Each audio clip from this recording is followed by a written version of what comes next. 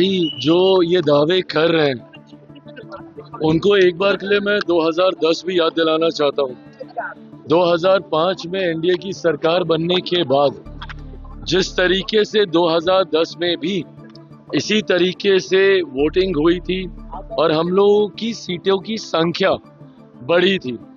तो ऐसे में आज मैं ये मानता हूँ जिस तरीके से प्रोकम्बेंसी है, जिस तरीके से डबल इंजन की सरकार के ऊपर जनता का विश्वास बढ़ा है, पिछले एक साल से मेरे प्रधानमंत्री जी ने जो निरंतरता में बिहार आकर बिहार और बिहारियों के लिए योजनाओं को समर्पित करने का काम किया, इसने विश्वास बढ़ाया है हमारी डबल इंजन की सरकार के ऊपर।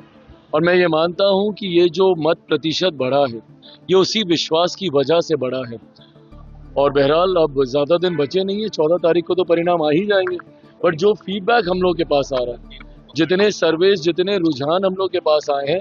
इस बात में हम लोग को कतई कोई संदेह नहीं है कि आउट ऑफ 121 सीट्स हम लोग 100 सीटें, 100 के आसपास की सीटें हम लोग बहुत आराम से जीत रहे हैं। मैं खुद अगर अपनी सीटों की बात करूं, 14 सीटों पर हम लोग चुनाव लड़ रहे थे, मैं मरौड़ा को भी उसमें जोड़ रहा हूं जिसमें निर्दलीय प्रत्याशी को एनडीए ने अपना समर्थन दिया। अगर मैं उनकी भी मैं बात करूं तो 14 की 14 सीटों पर कल रात भर तक हम लोग फीडबैक ले रहे थे, 14 की 14 सीटें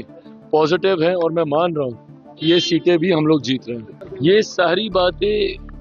कहने का मैं समझ सकता हूं, चुनाव का समय है, उनको भी अपने कार्यकर्ताओं के मनोबल को बढ़ाए रखना है, इसीलिए वो ये सारी बातें कह रहे हैं। बट हर वो व्यक्ति जो बिहार की राजनीति को समझ रहा है और जो देख रहा है कि जिस तरीके से केंद्र सरकार हो, राज्य सरकार हो और पूरा एनडीए गठबंधन एकजुटता के साथ हम लोग चुनाव प्रचार में उतरे हुए हैं, इसमें कतई कोई संदेह नहीं है कि 14 नवंबर के बाद बिहार में हम लोगों की सरकार बनने जा रही है।